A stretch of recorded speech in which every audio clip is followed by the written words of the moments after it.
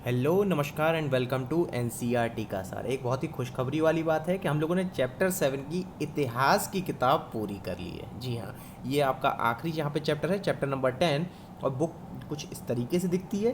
तो देखिए यहाँ पे हम लोग लास्ट में एक अच्छा सा क्विज़ करेंगे और क्विज़ का फ़ायदा ये होगा कि एक तो हम लोग करेंगे एग्जामिनेशंस के क्वेश्चन जो कि इसी चैप्टर के हिसाब से होंगे, और दूसरा जो एनसीईआरटी में खुद जो क्वेश्चंस दिए होते हैं उनको भी हम लोग सॉल्व करेंगे। तो केवल कोशिश ये रहेगी कि 10 मिनट में हम पूरा चैप्टर खत्म कर लें। तो चलिए फटाफट शुरू करते हैं। तो देखिए यहाँ पे आपका चैप्टर का नाम क्या है, 18वीं शती में राजनीतिक संगठन। तो यानी कैसे लोकल जो लेवल पे जैसे बंगाल हो गया, अवध हो गया, वो कैसे उदय हुआ। तो आज इसी को हम लोग जानेंगे और इसी क्वेश्चन को हल करेंगे। तो सबसे पहले देखिए आपके सामने मैप है, इस पहले मैप को समझ लीजिए कि अगर बात की जाए 18वीं सदी की, तो देखिए यहाँ पर कुछ यहाँ पे राज्य जैसे भोपाल हो गया या फिर हैदराबाद हो चाहे अवध हो, ये फैलना शुरू हुआ था। और फिर जैसे ही आप मिड 18th में जाएंगे, यहाँ पे आप देखिए तो पूरी की पूरी ये जो आपकी टेरिटरी थी ये किसके अंतर्गत आने लगी, ये ब्रिटिशर्स के अंतर्गत आने लगी। तो केवल यहाँ पे आप देखिए तो आधी सेंचुरी में ही पूरा साम्राज्य पलट सकता है। तो आइए जानते हैं आप बाकी यानी अवध और इनके बारे में, ये कैसे इन्होंने समय पलटा था। ठीक है, तो जाइए फटाफट शुरू करते हैं। तो देखिए यहां पे शुरू होता है emergence of new political group. राजनीतिक संगठन कैसे शुरू हुए थे आपके 18वीं सदी में, पहले हम लोग इसके बारे में बात करेंगे। तो बात शुरू होती है 1707 से, जब औरंगजेब की मृत्यु होती है। तो उसके बाद से लेकर के जो बैटल ऑफ पानीपत यानी 1761 होता है। यहाँ पे आप देखिए तो जो लेटर मुगल्स यानी कि जो औरंगजेब के बाद के जो मुगल्स थे, उन्हें मुश्किल हो रही थी मनसबदारों को दबाने में। तो आगे जाकर के जैसे चाहे वो आपका बंगाल हो या फिर हो आपका अवध, यहाँ पे यही मनसद जैसे जो पदवी वाले मजबूत लोग थे, यही आगे जाके क्या बन जाते हैं, वहाँ पे उनके शासक बनते हैं। तो गवर्नर या सूबेदार ये क्या करते थे भाई, एक तो वो रेवेन्यू यानी कि पैसा इकट्ठा कर लेते थे और सेना बना लेते थे। तो यानी दीवानी और फौजदारी इसको कहा जाता है। तो चाहिए इसको यहाँ पे नोट कर लीजिएगा।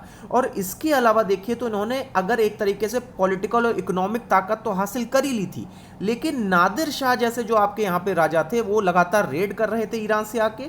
और वहीं अफगानी रूलर थे अहमद शाह अब्दाली, इनकी रेड के कारण भी जो लेटर मुगल्स थे उन्हें परेशानी हो रही थी। तो अब मेरे ख्याल से देखिए पेज क्लियर हो गया होगा आपका, आगे बढ़ते हैं। तो देखिए ये है पिक्चर नादिर शाह की, और नादिर शाह देखिए एक तरीके से घोड़े पे बैठे हुए हैं। ठीक है, वहीं ये जो बगल में आप नाम देख रहे हैं ना, बुरहान उल मलिक, इनका संबंध है अवध से। इसको आप आगे जानेंगे कैसे। ठीक है, तो चलिए फटाफट आप आगे बढ़ते हैं। अब इमरजेंस ऑफ न्यू स्टेट्स यानी कैसे कौन कौन से नए राज्य उदय हुए थे। तो जैसे ही मुगल एम्परर यहाँ पे उनकी समाप्ति होती है, उसी के साथ साथ जो सूबेदार होते हैं और जो जमींदार होते हैं वो अपनी अथॉरिटी किस किन रूपों में बनाते हैं। तो नंबर 1 यहाँ पे एक तो पुराने मुगल प्रोविंसेस यानी प्रांत थे, जैसे अवध, बंगाल और हैदराबाद, ये अपने आप को स्थापित करते हैं। कुछ इंडिपेंडेंट रहना चाहते थे, उन्हें वतन जागीर कहा जाता है, जैसे राजपूत राजा। ठीक है, और वहीं अगर बात की जाए बिल्कुल ही जो पूरे इंडिपेंडेंट थे, मतलब वो बिल्कुल भी मुगल के ऊपर आधारित नहीं थे, तो उसमें थे मराठा, सिख और जट। तो आज हम इन्हीं सब के बारे में चर्चा करेंगे। तो चलिए शुरू करते हैं। तो यहाँ पे ओल्ड मुगल्स की अगर बात की जाए तो ओल्ड मुगल्स में हमने अभी 3 पढ़े, अवध, बंगाल और हैदराबाद। तो अगर यहाँ पे गवर्नर्स की बात की जाए तो यहाँ पे अवध में कौन थे, सादत खान थे। मुर्शिद कुली कहाँ पे थे, बंगाल में। और असफ जहाँ हैदराबाद में। ये सब मनसब थे और इन्हीं में से कुछ उठ के बाद में क्या बनते हैं, वहाँ के राजा बनते हैं। तो हैदराबाद की यहाँ पे स्थापना किसने की, निजाम उल मुल्क अशफ जहां ने। ठीक है, कब की थी, 1724 से 1748 के बीच में इनका समय है। और वहीं ये कह सकते हैं कि पहले इनको गवर्नरशिप मिली थी अवध की, लेकिन बाद में ये हैदराबाद तक पहुंच जाते हैं, डेक्कन तक पहुंच जाते हैं। और उनको वहां पे मनसब का आधार के तौर पे ये क्या करते हैं, फिर और लोगों को जागीर भी देना शुरू कर देते हैं। लेकिन फिर भी ये मुगल एम्परर के अंतर्गत एक सर्वेंट के रूप में ही रहते हैं। कौन, निजाम उल मुल्क असफ जहां। तो एक बार ये पेज फिर से देख लीजिए, क्लियर हो गया, आगे बढ़ते हैं। अब बात करते हैं अवध के बारे में। तो हैदराबाद का अगर अवध देखा जाए, अब देखिए वही नाम आ गया, बुरहान उल मुल्क सादत खान। ठीक है, तो ये एक तरीके से फाउंडर माने जाते हैं, जिन्होंने अवध की स्थापना 1722 में की।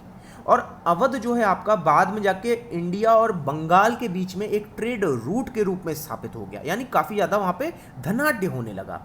और अगर बात की जाए यहाँ पे तो कंबाइंड ऑफिसेस यहाँ पे जो सूबेदारी के थे, दीवानी और फौजदारी यानी सैनिकों के थे, यानी पॉलिटिकल, फाइनेंशियल और मिलिट्री, ये तीनों शक्तियां किसको मिल गई थी, बुरहान उल मुल्क को।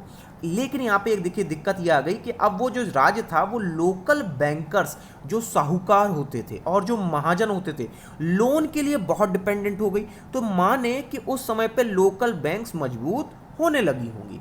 तो यहाँ पर जो टैक्स कलेक्शन का जो आपका राइट था वो कुछ लोगों को दिया जाने लगा जिन्हें कहते थे इजारादार, उन्हें रेवेन्यू फार्मर्स के नाम से भी जाना जाता। तो ये कौन से समय में शुरू हुए थे? बुरहान उल मुल्क अवध में। ठीक है, अब देखिए अब ये क्लियर हो गया होगा पूरा पेज, आगे बढ़ते हैं। अब बात करते हैं हैदराबाद अवध के बाद बंगाल के बारे में। यहाँ पे हमारी ममता बनर्जी यहाँ भी आपकी, ठीक है। तो इसे यहाँ पे स्थापित किसने किया था? मुर्शिद कुली खान के द्वारा, जो खुद एक क्या था? नायब था, यानी गवर्नर के नीचे का पद होता है। इसको नोट जरूर कर लीजिएगा क्योंकि नायब कई बार आता है तो कंफ्यूजन बहुत रहता है। अच्छा, इसने क्या किया? इसने जितनी भी आपकी मुगल जागीर थी उसे ट्रांसफर कर दिया उड़ीसा में, और उसके अलावा उसने रेवेन्यू के जो आपके मानक थे उन्हें कड़ा कर दिया। उसने कैशमैन को लेना शुरू किया, वो भी बहुत स्ट्रिक्ट होके। तो हुआ क्या कि जमींदार जो हैं आपके, उन्हें मजबूरी में बैंकर से पैसा लेना पड़ा। अभी आपने अवध में पढ़ा, वहां भी बैंकर्स को बहुत मजबूती मिली थी और यहां भी बैंकर्स मजबूत हुए इनके समय में। और इसका बहुत अच्छा एग्जाम्पल है जगत सेठ का बैंकिंग हाउस। इसको चाहिए तो नोट कर सकते हैं कि जगत सेठ का जो बैंकिंग हाउस था वो किसके समय पे था? बंगाल में मुर्शिद कुली खान के समय पे। ठीक है, अब देखिए पेज क्लियर हो गया, आगे बढ़ते हैं। तो उन्हीं के यहाँ पे समय पे थे अली वर्दी खान। अब देखिए अपने कोर्ट में बैठे हुए हैं, हाथ में इनके देखिए एक पक्षी बना हुआ है। तो ये इस तरीके से दरबार चलाते थे और कई प्रकार के बैंकर्स वगैरह को अपने दरबार में रखा भी करते थे। ठीक है, चलिए आगे बढ़ते हैं। तो अब बात करते हैं वतन जागीर के बारे में। हमने पहले पढ़ा ओल्ड जो आपकी प्रोविंसेस थी, अब हम लोग बात करेंगे वतन जागीर की। मतलब राजपूतों ने क्या किया? समझौता कर लिया मुगल्स के साथ, तो वो वतन जागीर बन गए। कैसे बने? कई आपके राजपूत राजा थे अंबर के और जोधपुर के। अंबर के कौन थे? बहुत फेमस, सवाई राजा जय सिंह। और वहीं अगर बात की जाए तो ये जो मुगल्स के अंतर्गत कार्य करने लगे, बदले में इन्हें वतन जागीर मान लिया गया। एक देखिए राजा अजीत सिंह थे जोधपुर के, जिन्होंने गवर्नरशिप मिली किसकी? गुजरात की। और सवाई यहाँ पे सवाई राजा सिंह को मिली अंबर की और उसके अलावा मालवा की। ठीक है, और यहां पे अगर देखिए तो इन ऑफिसेस को रिन्यू किसने किया था? तो जवाब आएगा जहांदार शाह के द्वारा। इसको नोट जरूर कर लीजिएगा। ठीक, अब देखिए सवाई राजा सिंह, इन्होंने अपनी कैपिटल बनाई जयपुर में 1722 में, और वहीं पे 5 एस्ट्रोनॉमिकल ऑब्जर्वेटरी बनाई जिसे हम लोग जंतर मंतर के नाम से जानते हैं। कहां कहां पे? दिल्ली, जयपुर, उज्जैन, मथुरा और वाराणसी, जिसमें जयपुर ही इस समय अच्छी कंडीशन में है। इसको भी चाहिए तो नोट कर लीजिएगा। ठीक है, अब देखिए पेज क्लियर हो गया होगा। ये था वतन जागीर के बारे में। तो ये है वो जंतर मंतर जो आप देख रहे हैं। ये जितने भी इंस्ट्रूमेंट्स बने हुए हैं, ये सारे इंस्ट्रूमेंट से हम लोग जो स्पेस है ना वहां की जो गणनाएं हैं कर सकते हैं। ठीक है, आगे बढ़ते हैं। अब बात करते हैं सीजिंग इंडिपेंडेंस, मतलब जो आज़ादी चाह रहे थे, जो पूर्ण रूप से आज़ाद रहना चाहते थे, उसमें सबसे बड़ा नाम आता है सिखों का। पंजाब में 17वीं सेंचुरी चल रही है आपकी। गुरु गोविंद सिंह राजपूत और मुगलों से लोहा लेते हैं और उन्हीं को आगे बढ़ाता है, उन्हीं उसी बात को आगे बढ़ाएंगे बंदा बहादुर। तो वो एक पंथ का यहाँ पे स्थापना करते हैं, खालसा पंथ का। तो चाहे आप नोट भी कर सकते हैं कि गुरु गोविंद सिंह के द्वारा खालसा पंथ की स्थापना की गई। सिखों ने फिर क्या किया? अपने कुछ गुट बनाए, उन्होंने जत्था कहा। जत्था ही बाद में जाकर के मिसल के नाम से जाना गया। ये नोटवर्दी पॉइंट है यहाँ पे। ठीक है, अब देखिए इन्हीं की जो कंबाइंड फोर्स थी उसे दल खालसा या ग्रांड आर्मी कहा जाता था। अब ये कहीं मिलते भी तो होंगे, तो जहां मिलके ये डिसीजन लेते थे तो उसे गुरुमत कहा जाता था। और कहां पे मिलते थे? अमृतसर में। चाहे दीपावली का कोई ओकेजन हो, इसी टाइप से वो मिलते थे। ठीक है, अब इन्होंने एक सिस्टम बनाया राखी का। जैसे आजकल भाई बहन बनाते हैं ना एक दूसरे को राखी बांध करके, वो उस समय पे जो उगाने वाले होते थे उनसे राखी बंधवाते थे और उन्हें जो टैक्स का जो पेमेंट होता था वो वहां पे चुकाना होता था। ठीक है, चलिए तो ये वहां पे आपको ये पॉइंट क्लियर हो गया होगा, आगे बढ़ते हैं। अब देखिए यहाँ पे अगर आप देखें तो महाराजा रंजीत सिंह के बारे में बताया गया सिखों में कि ये है उनकी तलवार, काफी लंबी तलवार भी है यहाँ पे, और ये है उनकी यहाँ पे दरबार से निकली हुई सवारी। ठीक है, और बगल में देख रहे हैं तो ये है आपका जोधपुर का मेहरगढ़ फोर्ट। तो ध्यान से देखिए, इसकी जो आपकी वॉल्स होती थी बहुत लंबी तौर पर जाती थी, तो ये राजपूतों की निशानी भी कही जा सकती है। ठीक है, वो वतन जागीर के नाम से जाने जाते हैं। चलिए अब जानते हैं सिख टेरिटरी के और आगे। तो सिख टेरिटरी जो है आपकी कहां तक फैल गई थी? इंडस यानी कि आपकी सिंधु नदी से जमुना नदी तक। और वहीं अगर बात की जाए महाराजा रंजीत सिंह की, तो उन्होंने तो लाहौर तक को अपनी राजधानी बना लिया था 1799 में। अब बात करते हैं मराठास के बारे में। इन्होंने मुगलों से यहाँ पे लोहा लिया। शिवाजी इसके फाउंडर बने थे। लेकिन शिवाजी को सहायता मिली देशमुख जो कि वॉरियर फैमिलीज होती थी के अलावा कुनबिस की भी। कुनबिस कौन होते थे? वो पीजेंट्स होते थे जो आर्मी में भर्ती लेते थे मराठाओं की। और शिवाजी के बाद यहाँ पे चित्पावन ब्राह्मण आते हैं जो कि पहले तो पेशवा थे लेकिन बाद में वो पूरे मराठा को शासित करने लग जाते हैं और पूना को अपनी क्या बनाते हैं, वहां पे कैपिटल बना लेते हैं। ठीक है, अब देखिए यहाँ पे ये पूरा क्लियर हो गया होगा, आगे बढ़ते हैं। अब बात करते हैं 1730 में।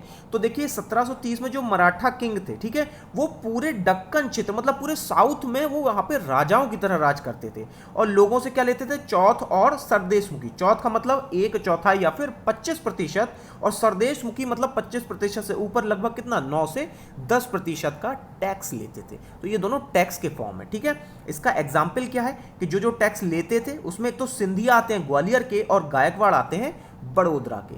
एक नाम और आपने बहुत सुना होगा जाट का। तो जाटों में जो है यहाँ पे सबसे फेमस लीडर है वो है चूड़ामन। चूड़ामन दिल्ली और आगरा के आसपास ही रहते थे लेकिन उन्होंने टाउन्स जो है आपके पानीपत और बल्लभगढ़ लगभग आसपास का ही क्षेत्र है वहां पे, इससे ट्रेडिंग सेंटर यानी व्यापारी भी थे आपके जाट। ठीक है, और उसके अलावा जाट जो है आपके ये सूरजमल जो भरतपुर के थे उसके समय पे सबसे अधिक ऊंचाई पे पहुंचे थे जिन्होंने लोहागढ़ नाम का यहाँ पे फोर्ट बनवाया था। तो चाहिए तो इसको नोट भी कर लीजिएगा। तो चलिए अब ये पेज भी आपको क्लियर हो गया होगा। तो अब टाइम है क्वेश्चन आंसर्स का। तो वैसे ही वीडियो को पॉज पहले करके खुद से कीजिएगा फिर साथ में सॉल्व कीजिएगा। तो चलिए फटाफट शुरू करते हैं। तो यहाँ पे पहले दिया गया है सूबादार। तो सूबादार आपके प्रोविंशियल गवर्नर होते थे। वहीं अगर बात की जाए फौजदार की तो वो कौन हो जाएंगे? Military commander. तो यहां पे मुगल मिलिट्री कमांडर हो जाएंगे। इजारदार, अब अगर आपको थोड़ा सा याद आ रहा हो तो इजारदार रेवेन्यू फार्मर्स कहे जाते थे। और मिसल कौन होते थे? तो वो सिखों के मिसल होते थे यानी बैंड ऑफ सिख वॉरियर। ठीक है, और चौथ क्या था? वहां पे टैक्स था, लेकिन टैक्स कौन ले रहे थे यहाँ पे? मराठा। और इसी तरह कुनबिस क्या था आपका?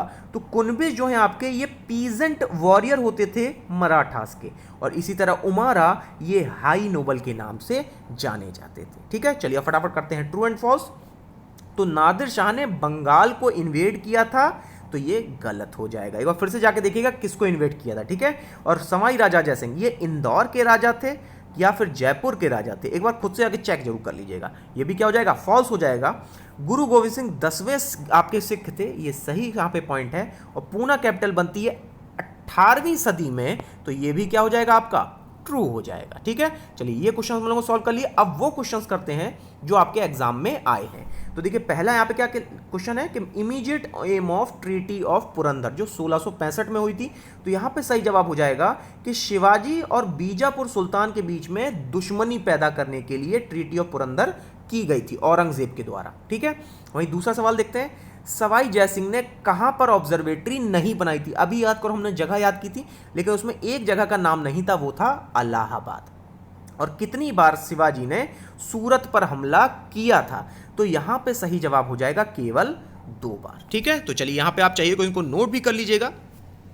तो नेक्स्ट टाइम पे आएंगे तो अब हम लोग एक नया सब्जेक्ट आपके लिए लेके आएंगे और वो सब्जेक्ट होगा ज्योग्राफी क्लास 7 का।